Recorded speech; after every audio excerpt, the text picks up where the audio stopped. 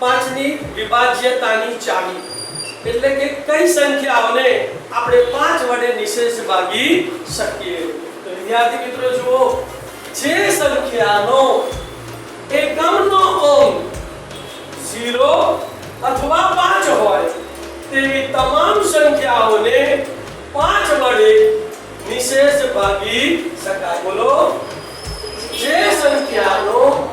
એકમનો અંક 0 અથવા 5 હોય તેવી તમામ સંખ્યાઓને 5 વડે નિશેષ ભાગી શકાય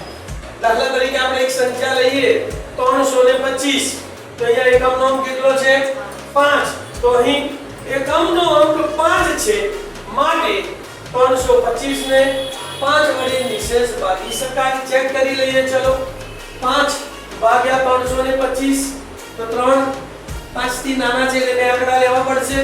5 એકાનો ઘડિયો ક્યાં સુધી બોલવાનો 32 સુધી તો 5 6 30 અને 5 સીતા 35 તો 5 સીતા 35 વધી ગયો તો 5 6 30 એટલે અહીંયા 6 આવશે ને અહીંયા 30 આવશે તેમાંથી 0 ગયા 2 ત્રણમાંથી 3 ગયા 0 ઉપરથી ઉતાર્યો 5 એટલે 25 થયા